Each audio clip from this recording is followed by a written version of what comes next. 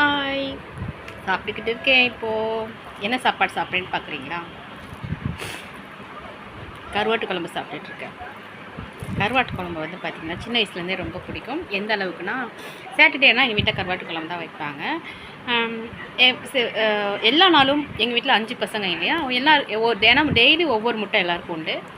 நான் வந்து பார்த்திங்கன்னா சாம்பார் வைக்கிற அன்றைக்கி முட்டை எடுக்க மாட்டேன். ஓகேங்களா, சாம்பார் வைக்கிற அன்றைக்கி முட்டை எடுக்க மாட்டேன். அந்த முட்டையை சேவ் பண்ணி வச்சுட்டு கருவாட்டு குழம்பு வைக்கிற அன்றைக்கி என்ன பண்ணுவேன்னா, 2 முட்டை அன்றைக்கி எடுத்துக்குவேன். கருவாட்டு குழம்பு வைக்கிற அன்றைக்கி 2 முட்டை எடுத்துக்கிட்டு பார்த்திங்கன்னா கருவாட்டு குழம்பு சாதம், கருவாட்டு குழம்பு நல்லா ஊற்றி பிசைஞ்சிட்டு அதில் பார்த்திங்கன்னா ஒரு முட்டையை அப்படியே போட்டு பிசைஞ்சிட்டு அப்புறம் ஒரு முட்டை வந்து கூட்டி சாப்பிடுவேன். ஒரு முட்டையை வச்சு இப்படி தான் 2 முட்டை சாப்பிடுவேன் கருவாட்டு குழம்பு.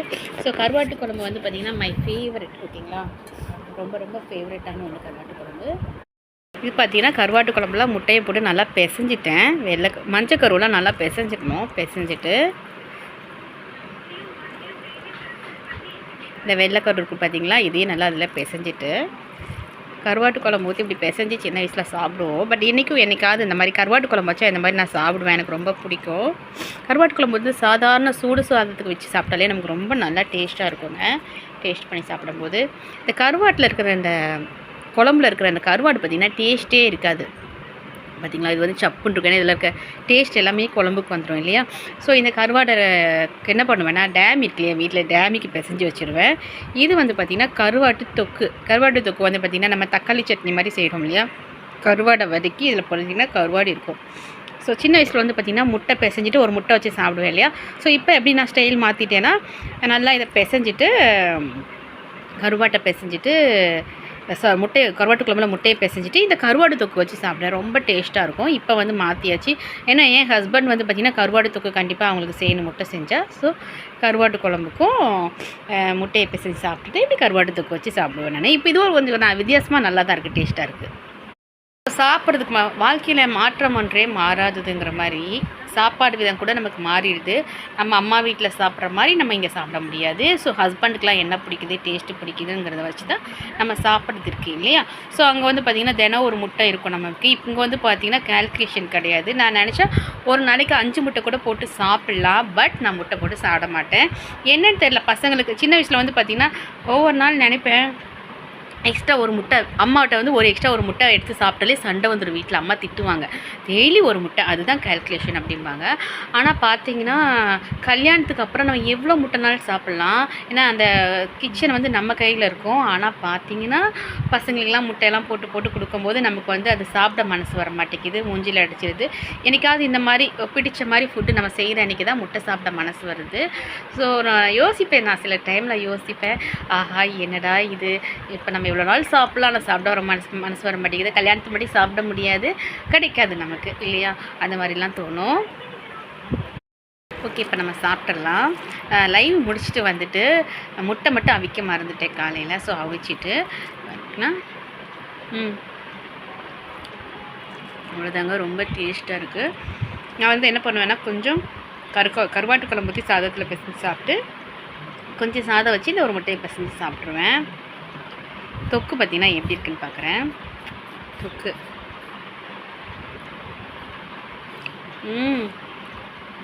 நல்லா இருக்குங்க. கருவாட்டு தொக்கு ரொம்ப நல்லா இருக்குது, டேஸ்ட்டாக இருக்குது.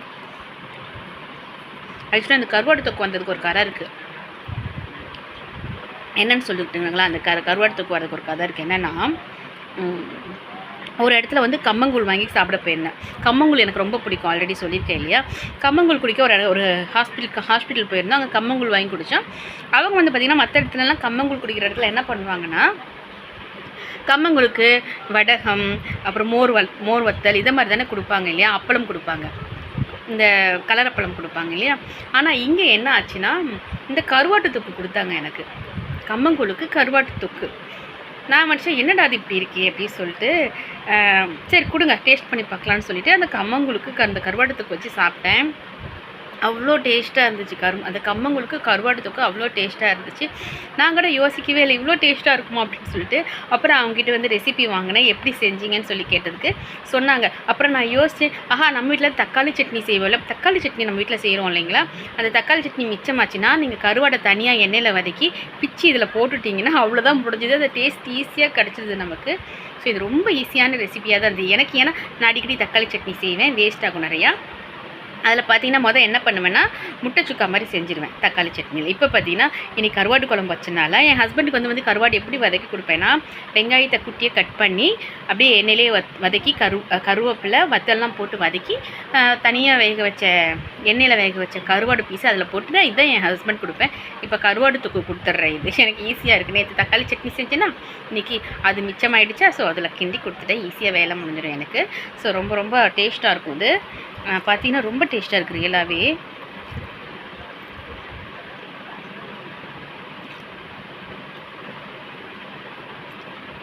தக்காளி தொக்கு தாங்க ரொம்ப டேஸ்ட்டாக இருக்குது. இந்த சாதத்துக்கும் தக்காளி தொக்குக்கும் ரியலி ரொம்ப ரொம்ப டேஸ்ட்டாக இருக்குது. ட்ரை பண்ணி பாருங்கள், ஓகேங்களா? இந்த மாதிரி முட்டையை கருவாட்டு குழம்புல எங்கள் சின்ன வயசில் வந்த பழக்கத்தை சில விஷயங்கள் விட முடியாது. பால் சாதம் இந்த மாதிரிலாம் நிறைய விட முடியல என்னால். இருந்தாலும் சில டைம் ஆசைக்காக சாப்பிட்டுக்கிறேன்.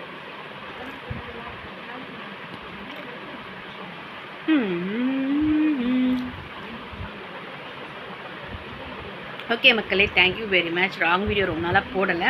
ஸோ நீ கருவாட்டு சாதம் சாப்பிடும்போது எனக்கு தோணுச்சு, சில மக்கள்கிட்ட ஷேர் பண்ணிக்கலாம் அப்படின்ட்டு. ஸோ ரொம்ப தேங்க்யூ வெரி மச் எல்லாருக்கும். பாய்.